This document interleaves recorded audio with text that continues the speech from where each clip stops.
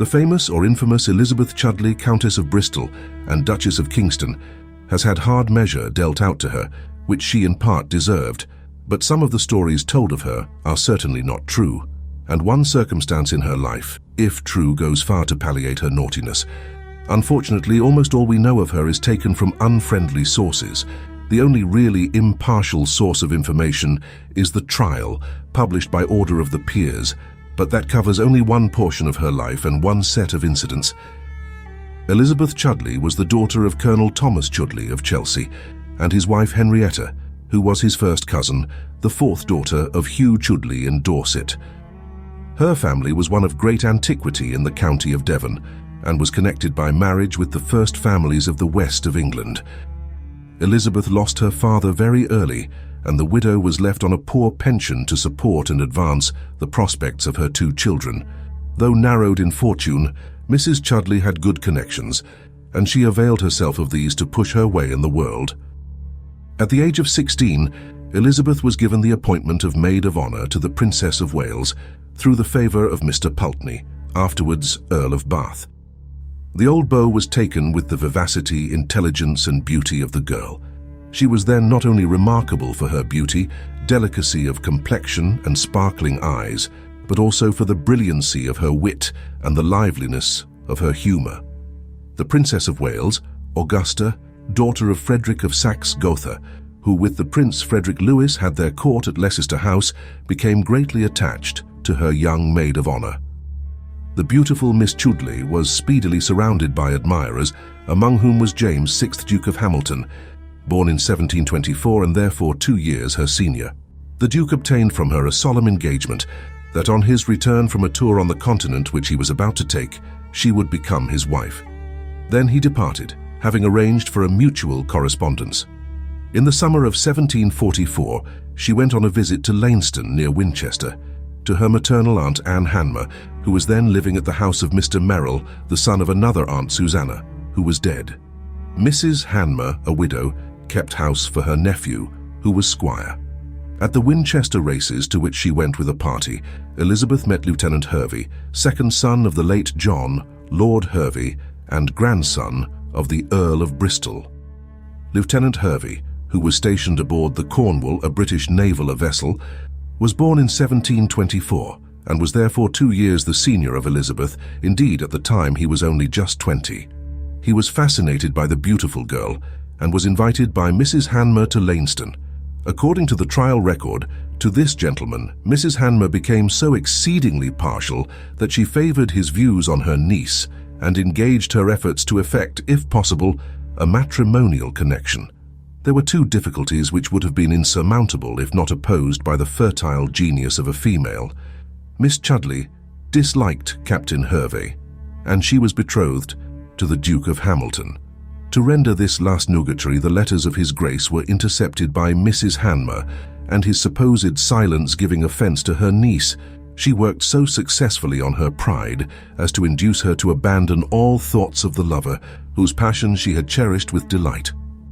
In August, Augustus John Hervey got leave from his ship and came to Lainston. In the ground stands the parish church, but as the only house in the parish is the mansion, it came to be regarded very much as the private chapel of the manor house. On the 4th of August, 1744, Mr. Ames, the then rector, was appointed to be at the church alone late at night. At 11 o'clock, Mr. Hervey and Miss Chudleigh went out, as if to walk in the garden, followed by Mrs. Hanmer, her servant, Anne Craddock, Mr. Merrill and Mr. Mountenay, which last carried a taper to read the service by. They found Mr. Ames in the church, and there the service was celebrated, Mr. Mountenay holding the taper in his hat. The ceremony being performed, Mrs. Hanmer's maid was dispatched to see that the coast was clear, and they returned into the house without being observed by any of the servants. This is the account of the wedding given at the trial by the Attorney General, from the evidence of Anne Craddock, then the sole surviving witness. There was no signing of registers. Mr. Ames was left to make the proper entry in the book, and he forgot to do this. The happiness of the newly married couple lasted but a few days, 2, or at the outside, 3, and then Lieutenant Hervey left to rejoin his vessel and in November sailed for the West Indies. A violent quarrel broke out immediately on marriage between the young people, and that Elizabeth declared her aversion and vowed never to associate with him again. So little was the marriage to her present advantage that Elizabeth was unable to proclaim it, and thereby forfeit her situation as maid of honor to the princess, with its pay and perquisites. Consequently, by her aunt's advice, she kept it concealed. The Duke of Hamilton returned from the grand tour, and he at once sought Elizabeth to know why his letters had not been answered. Then the fraud that had been practiced on her was discovered, and the Duke laid his coronet at her feet. She was unable to accept the offer, and unable also to explain the reasons of her refusal.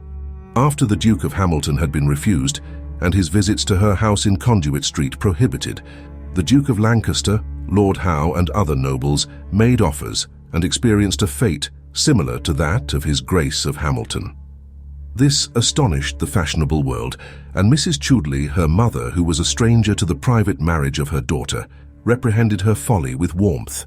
To be freed from her embarrassments, Elizabeth resolved to travel. She embarked for the continent and visited Dresden, where she became an attached friend of the Electress of Saxony. On her return to England, she was subjected to annoyance from her husband. She could not forgive him the deception practiced on her, though he was probably innocent of connivance in it. In 1749, Elizabeth attended a masquerade ball in the dress of the character of Iphigenia. In a letter of Mrs. Montague to her sister, she says, Miss Chudleigh's dress, or rather undress, was remarkable. She was Iphigenia for the sacrifice, but so naked, the high priest might easily inspect the entrails of the victim. The maids of honor were so offended they would not speak to her. The Duke of Kingston saw and was captivated by Elizabeth. Evelyn Pierrepoint, Duke of Kingston, Marquis of Dorchester, Earl of Kingston, and Viscount Newark, was born in 1711. The Duke was handsome, young, wealthy, and unmarried. A strong set was made at him by the young ladies of the French court, but of all the women he there met, none attracted his attentions and engaged his heart. In 1751 died John, Earl of Bristol, and was succeeded by his grandson George William, who was unmarried. He was in delicate health, at one time seriously ill, and it was thought he would die. In that case, Augustus John, Elizabeth's husband, would succeed to the earldom of Bristol. She saw now that it was to her interest to establish her marriage. She accordingly took means to do so. She went at once to Winchester and sent for the wife of Mr. Amos, who had married her. She told Mrs. Amos that she wanted the register of her marriage to be made out. Mr. Amos then lay on his deathbed, but nevertheless she went to the rectory to obtain of him what she desired. In 1751 the Prince of Wales died, and this necessitated a rearrangement of the household of the princess. Elizabeth was reappointed maid of honor to her, still in her maiden name. Soon after, the Duke of Hamilton married a Miss Gunning. At last, the bonds of a marriage in which he was never allowed even to speak with his wife became intolerable to Captain Hervey, and some negotiations were entered into between them, whereby it was agreed that she should institute a suit in the Consistory Court of the Bishop of London for the nullification of the marriage. The case came on in 1768 and was in form, proceedings to restrain the Honourable Augustus John Hervey from asserting that Elizabeth Chudleigh was his wife, to the great danger of his soul's health, no small prejudice to the said Honourable Elizabeth Chudleigh, and pernicious example of others. Accordingly, on February 10, 1769, sentence was given, declaring the marriage form gone through in 1744 to have been null and void, and to restrain Mr. Hervey from asserting his claim to be husband to Miss Elizabeth Chudleigh and condemning him in costs to the sum of £100. On March 8, 1769, the Duke of Kingston married Elizabeth Chudleigh by special license from the Archbishop. The Prince and Princess of Wales attended on the occasion. No attempt was made during the lifetime of the Duke to dispute the legality of the marriage. Neither he nor Elizabeth had the least doubt that the former marriage had been legally dissolved. It was no doubt the case that Captain Hervey made no real attempt to prove his marriage. He was as impatient to break the bond as was she. It can hardly be doubted that the sentence of the ecclesiastical court was just. Captain Hervey was a minor at the time, and the poor girl had been deluded into marrying him by her wretched aunt. Advantage had been taken of her by the woman who was her natural guardian in the absence of her mother. The fortune of the Duke was not a landed estate. His Grace had the option to bequeath it as seemed best to his inclination. His nearest of kin were his nephews, Evelyn and Charles Meadows, sons of Lady Frances Pierrepont. Charles was in 1806 created Earl Manners.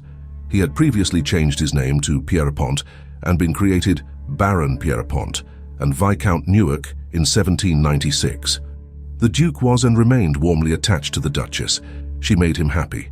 She had plenty of conversation, had her mind stored with gossip, and though old, aged gracefully and pleasantly. On September 23, 1773, the Duke died. The Duchess had anticipated his death. He had already made his will, bequeathing to her the entire income of his estates during her life, subject to the proviso that she remained in a state of widowhood. This did not at all please the Duchess, and directly she saw that her husband was dying, she sent for a solicitor, a Mr. Field, to draw up a new will, omitting the obnoxious proviso. She was only by 2 years on the right side of 50 and might marry again.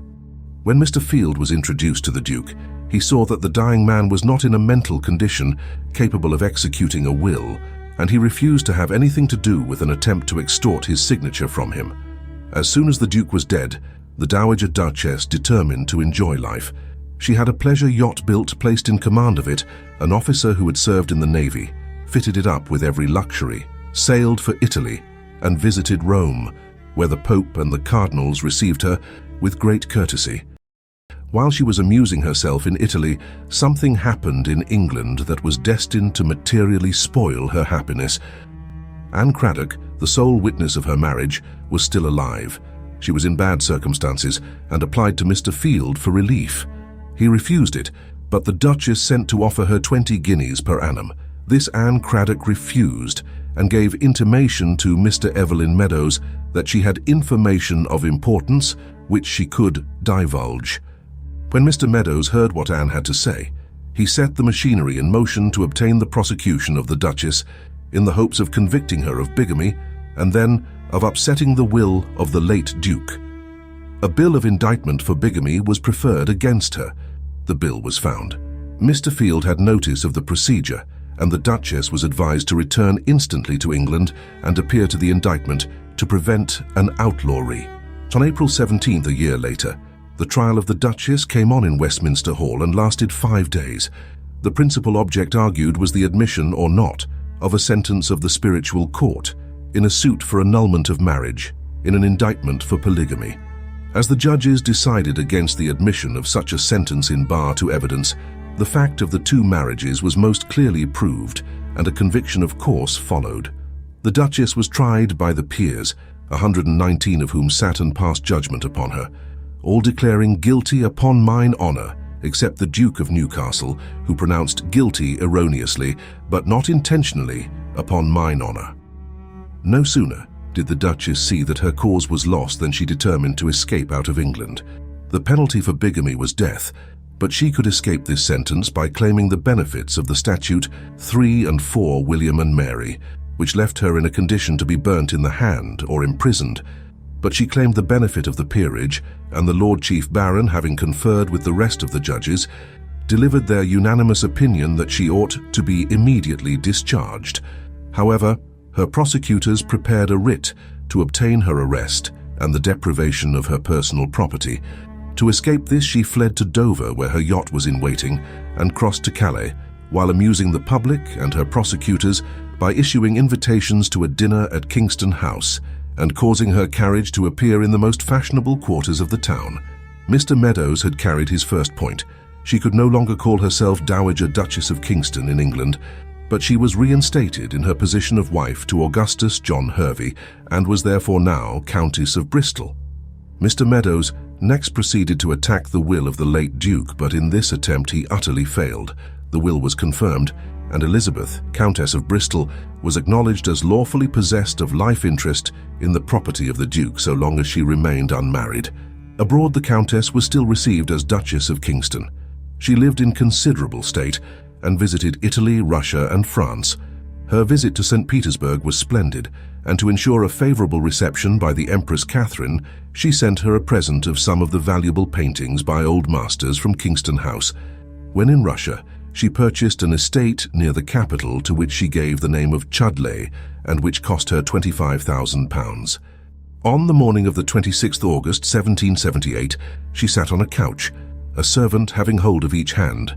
In this situation she soon appeared to have fallen into a profound sleep, until the women found her hands colder than ordinary. Other domestics were rung for, and the Duchess was found to have expired. Elizabeth Chudleigh's character and career have never been sketched by friends. Her enemies, those jealous of her fascinations, angry at her success, discontented with not having been sufficiently remembered in her will, have poured out all the evil they knew and imagined of her. She has been unfairly used,